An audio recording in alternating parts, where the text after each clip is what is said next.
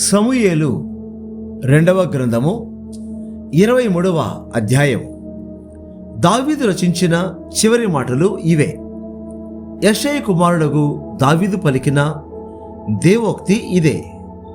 యాకోబు దేవుని చేత అభిషిక్తుడై మహాధిపత్యము నొందినవాడును, ఇశ్రాయేలుల స్తోత్ర గీతములను మధుర గానము చేసిన గాయకుడునగు దావీదు పలికిన దేవోక్తి ఇదే.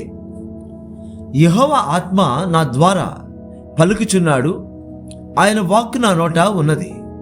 ఇశ్రాయేలుల దేవుడు సెలవిచ్చుచున్నాడు. ఇశ్రాయేలుల దేవుడు సెలవిచ్చుచున్నాడు. ఇశ్రాయేలులకు ఆశ్రయ దుర్గమగువాడు నా ద్వారా మాట్లాడుచున్నాడు. మనుష్యులను ఏలునొకడు పుట్టును, అతడు నీతిమంతుడై దేవునియందు భయభక్తులు కలిగి ఏలును. ఉదయకాలపు సూర్యోదయ కాంతి వలెను, మబ్బు లేకుండా ఉదయించిన సూర్యుని వలెను, వర్షము కురిసిన పిమ్మట నిర్మలమైన కాంతి చేత భూమిలో నుండి పుట్టిన లేత గడ్డి వలెను అతడు ఉండును.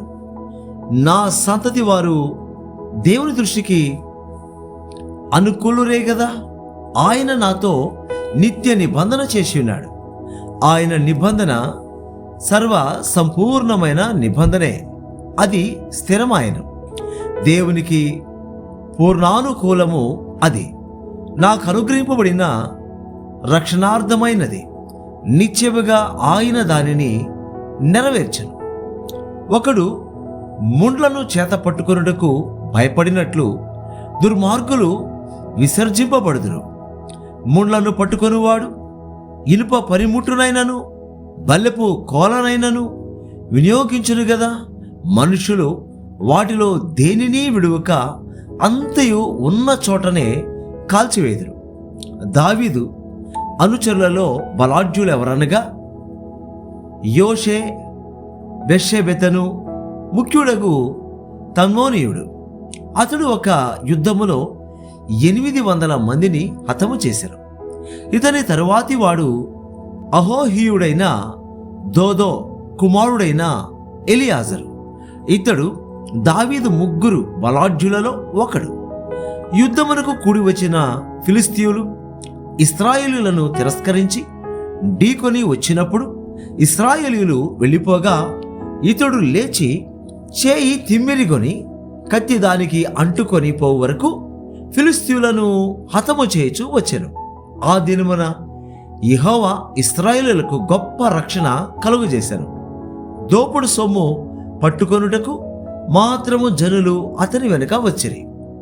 ఇతని తరువాతి వారెవరనగా హరారీయుడగు ఆగే కుమారుడైన షమ్మా. ఫిలిస్తీయులు అలచందల చేనిలో గుంపు కూడగా జనులు ఫిలిస్తీయుల ఎదుట నిలువలేక పారిపోయిరి. అప్పుడితడు ఆ చేని మధ్యను నిలిచి ఫిలిస్తీయులు దాని మీదికి రాకుండా వారిని వెళ్ళగొట్టి వారిని హతము చేయుట వలన యెహోవా ఇశ్రాయేలీయులకు గొప్ప రక్షణ కలుగజేశాను. మరియు 30 మంది అధిపతులలో శ్రేష్ఠులైన ముగ్గురు కోతకాలమున అదుల్లాము గుహలోనున్న దావీదు నద్దకు వచ్చినప్పుడు ఫిలిస్తీయులు రెఫాయీము లోయలో దండు దిగి ఉండిరి. దావీదు దుర్గములో నుండెను. ఫిలిస్తీయుల దండు కావలివారు బెత్లెహేములో ఉండిరి.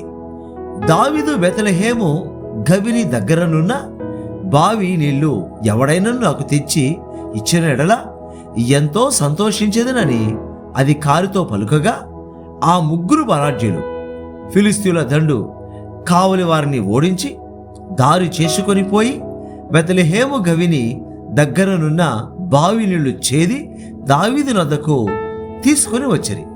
అయితే అతడు ఆ నీళ్లు త్రాగుటకు మనస్సు లేక యెహోవా సన్నిధిని పారబోసి, యెహోవా, నేను ఇవి త్రాగను, ప్రాణమునకు తెగించిపోయి తెచ్చిన వారి చేతి నీళ్లు త్రాగుదనా అని చెప్పి త్రాగనొల్లకుండెను. ఆ ముగ్గురు బలాఢ్యులు ఈ కార్యమును చేసిరి. సెరూయా కుమారుడగు యోవాబు సహోదరుడైన అబీషై తన అనుచరులలో ముఖ్యుడు. ఇతడొక యుద్ధములో 300 మందిని హతము చేసి వారి మీద తన ఈటెను ఆడించెను. ఇతడు ఆ ముగ్గురిలో పేరు పొందినవాడు. ఇతడు ఆ 30 మందిలో ఘనుడై వారికి అధిపతి ఆయను గాని మొదటి ముగ్గురితో సమానుడు కాకపోయాను. మరియు కబ్సెయేలు ఊరివాడై క్రియల చేత ఘనత నొందిన యొక్క పరాక్రమశాలికి పుట్టిన యెహోయాదా కుమారుడైన బెనాయా అను ఒకడు ఉండెను. ఇతడు మోయాబీయుల సంబంధులకు ఆ 2 శూరులను హతము చేశాను. మరియు మంచు కాలమున బయలువెడలి బావిలో దాగియున్న యొక్క సింహమును చంపివేశాను. ఇంకను అతడు సౌందర్యవంతుడైన యొక్క ఐగుప్తీయుని చంపాను. ఈ ఐగుప్తీయుని చేతిలో ఈటెయుండగా బెనాయా దుడ్డుకర్ర తీసుకొని వాని మీదికి పోయి వాని చేతిలోని ఈటె ఊడలాగి దానితోనే వాని చంపాను. ఈ కార్యములు యెహోయాదా కుమారుడైన బెనాయా చేసినందున ఆ ముగ్గురు బలాఢ్యులలోనూ అతడు పేరు పొంది ఆ 30 మందిలో ఘనుడాయను. అయినను మొదటి ముగ్గురితో సమానుడు కాకపోయాను. దావీదు ఇతనిని తన సభికులలో ఒకనిగా నియమించెను.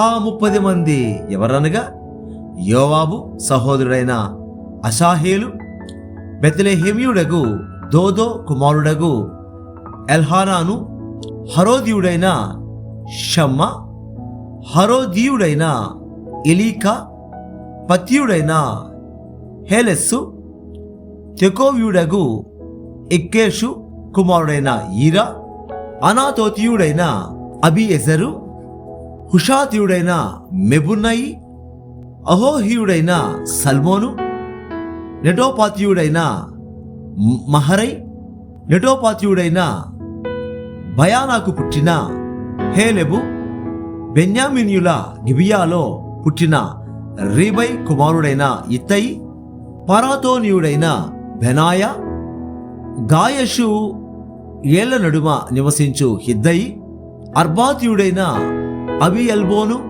బర్హూమియుడైన అజ్మావెతు, షాల్బోనియుడైన ఎల్యహ్బా, యాషేను యొక్క కుమారులలో యోనాతాను, హరారియుడైన షమ్మా, హరారియుడైన షారారునకు పుట్టిన అహియాము, మాయకాతీయునికి పుట్టిన అహస్బయి కుమారుడైన ఎలిపేలెటు, గిలోనియుడైన అహితోపెలు కుమారుడగు ఏలియాము, కర్మేతీయుడైన హెస్రై, అర్బీయుడైన పయరై, శోభాబడగు నాతాను యొక్క కుమారుడైన ఇగాలు, గాదీయుడైన బాని, అమ్మోనియుడైన బెలెకు, బియోరోతీయుడైన నహరై. ఇతడు సెరూయా కుమారుడగు యోవాబు యొక్క ఆయుధమును మోయివాడై ఉండెను. ఇత్రీయుడైన ఈరా, ఇత్రీయుడైన గారేబు, హిత్యుడైన ఊరియా, వారందరూ 37. సమూయేలు 2వ గ్రంథము 24వ అధ్యాయము. ఇంకొక మారు యెహోవా కోపము ఇశ్రాయేలీయుల మీద రగులుకొనగా ఆయన దావీదును వారి మీదకి ప్రేరేపణ చేసి, నీవు పోయి ఇశ్రాయేలు వారిని యూదా వారిని లెక్కించమని అతనికి ఆజ్ఞ ఇచ్చాను. అందుకు రాజు తన యుద్ధనున్న సైన్యాధిపతి అయిన యోవాబును పిలిచి, జనసంఖ్య ఎంతైనది నాకు తెలియగలందులకై దాను మొదలుకొని బెర్షెబా వరకు ఇశ్రాయేలు గోత్రములలో నీవు సంచారము చేసి వారిని లెక్కించమని ఆజ్ఞ ఇయ్యగా, యోవాబు జనుల సంఖ్య ఎంత యున్నను నా ఏలినవాడవును రాజువునగు నీవు బ్రతికి ఉండగానే దేవుడని యెహోవా దానిని 100 ఎక్కువ చేయునుగాక. నా ఏలినవాడవును రాజువునగు నీకు ఈ కోరిక ఎలా పుట్టిన నేను. అయినను రాజు యోవాబునకును సైన్యాధిపతులకును గట్టి ఆజ్ఞ ఇచ్చి ఉండుట చేత యోవాబును సైన్యాధిపతులను ఇశ్రాయేలీయుల సంఖ్య చూచుటకై రాజు సముఖము నుండి బయలు వెళ్ళి యొర్దాను నది దాటి యాజేరు యాజేరు తట్టున గాదు లోయ మధ్య నుండు పట్టణపు కుడి పార్శ్వముననున్న అరోయేరులో దిగి అక్కడ నుండి గిలాదునకును తహ్తిమ్ హోర్షి దేశమునకును వచ్చిరి. తరువాత దానాయానుకును పోయి తిరిగి సిదోనునకు వచ్చిరి. అక్కడ నుండి బురుజులు గల తూరు పట్టణమునకును హివ్వీయుల యొక్కయు కనానీయుల యొక్కయు పట్టణములన్నిటికీ వచ్చి యూదాదేశపు దక్షిణ దిక్కుననున్న బెర్షెబా వరకు సంచరించిరి. ఈ ప్రకారము వారు దేశమంతయు సంచరించి 9 నెలల 20 దినములకు తిరిగి యెరూషలేమునకు వచ్చిరి. అప్పుడు యోవాబు జనసంఖ్య వెరసి రాజునకు అప్పగించెను. ఇశ్రాయేలు వారిలో కత్తి దూయగల 8 లక్షల మంది యోధులుండిరి. యూదా వారిలో 5 లక్షల మంది యుండిరి. జనసంఖ్య చూచినందుకై దావీదు మనసు కుట్టుకొనగా అతడు, నేను చేసిన పని వల్ల గొప్ప పాపము కట్టుకొంటిని. నేను ఎంతో అవివేకినై దాన్ని చేసి తిని. యెహోవా కరుణయుంచి నీ దాసుడనైన నా దోషమును పరిహరింపుమని యెహోవాతో మనవి చేయగా, ఉదయమున దావీదు లేచినప్పుడు దావీదునకు దీర్ఘదర్శియగు గాదునకు యెహోవా వాక్కు ప్రత్యక్షమై ఇలాగూ సెలవిచ్చాను, నీవు పోయి దావీదుతో ఇట్లనుము, యెహోవా సెలవిచ్చినదేమనగా, 3 విషయములను నీ ఎదుట పెట్టుచున్నాను. వాటిలో ఒక దానిని నీవు కోరుకొనిన ఎడల నేనది నీ మీదకి రప్పించేదను. కావున గాదు దావీదు నొద్దకు వచ్చి ఇట్ల నీ సంగతి తెలియజెప్పాను. నీవు నీ దేశమందు 7 సంవత్సరములు క్షామము కలుగుటకు ఒప్పుకుందువా? నిన్ను తరుముచున్న నీ శత్రువుల ఎదుట నిలువలేక నీవు 3 నెలలు పారిపోవుటకు ఒప్పుకొందువా? నీ దేశమందు 3 దినములు తెగులు రేగుటకు ఒప్పుకొందువా? యోచన చేసి నన్ను పంపిన వారికి నేనియ్యవలసిన ఉత్తరము నిశ్చయించి తెలియజెప్పుమనెను. అందుకు దావీదు, నాకేమీ తోచకున్నది, గొప్ప చిక్కులలో ఉన్నాను. యెహోవా బహు వాత్సల్యత గలవాడు గనుక మనుషుని చేతిలో పడకుండా యెహోవా చేతిలోనే పడుదుముగాక అని గాదుతో అనెను. అందుకు యెహోవా ఇశ్రాయేలీయుల మీదకి తెగులు రప్పించగా ఆ దినము ఉదయము మొదలుకొని సమాజ కుటుంబ వేళ వరకు అది జరుగుచుండెను. అందుచేత దాను నుండి బెర్షెబా వరకు 70,000 మంది మృతి నొందిరి. అయితే దూత యెరూషలేము పైని హస్తము చాపి నాశనము చేయబోయినప్పుడు యెహోవా ఆ కీడును గురించి సంతాపముంది, అంతే చాలును, నీ చేయి తీయుమని జనులను నాశనము చేయు దూతకు ఆజ్ఞ ఇచ్చెను. యెహోవా దూత ఎబూసీయుడైన అరౌనా యొక్క కళ్ళము దగ్గర ఉండగా దావీదు జనులను నాశనము చేసిన దూతను కనుగొని యెహోవాను ఇలాగూ ప్రార్థించెను, చిత్తగించము, పాపము చేసిన వాడను నేనే, దుర్మార్గముగా ప్రవర్తించిన వాడను నేనే. గొర్రెల వంటి వీరేమి చేసిరి? నన్నును నా తండ్రి ఇంటి వారిని శిక్షించుము. ఆ దినమున గాదు దావీదు వద్దకు వచ్చి, నీవు పోయి ఎబూసీయుడైన అరౌనా యొక్క కళ్ళములో యెహోవా నామమున ఒక బలిపీఠము కట్టించమని అతనితో చెప్పగా, దావీదు గాదు చేత యెహోవా ఇచ్చిన ఆజ్ఞ చొప్పున పోయెను.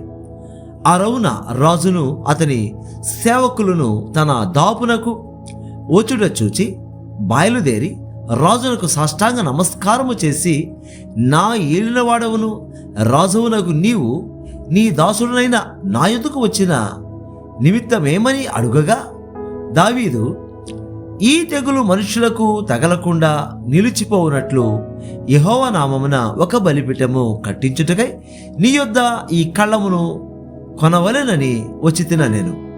అందుకు అరౌనా, నా ఏలిన వడవగు నీవు చూచి ఏది నీకు అనుకూలమో దాన్ని తీసుకొని బలి అర్పించము, చిత్తగించము. దహన బలికి ఎడ్లున్నవి, నూర్చు కర్ర సామానులు కట్టెలుగా అక్కడకు వచ్చును. రాజా, ఇవన్నీ అరౌనా అను నేను రాజులకు ఇచ్చుచున్నానని చెప్పి, నీ దేవుడైన యెహోవా నిన్ను అంగీకరించునుగాక అని రాజుతో అనగా, రాజు, నేను అలాగూ తీసుకొనను, వెల ఇచ్చి నీ యొద్ద కొందును. వెల ఇయ్యక నేను తీసుకొనిన దానిని నా దేవుడైన యెహోవాకు దహన బలిగా అర్పించనని అరవునాతో చెప్పి ఆ కళ్ళమును ఎడ్లను 50 తులముల వెండికి కొనెను. అక్కడ దావీదు యెహోవా నామమున ఒక బలిపీఠము కట్టించి దహన బలులను సమాధాన బలులను అర్పించెను. యెహోవా దేశము కొరకు చేయబడిన విజ్ఞాపనలను అంగీకరింపగా ఆ తెగులు ఆగి ఇశ్రాయేలీయులను విడిచిపోయెను.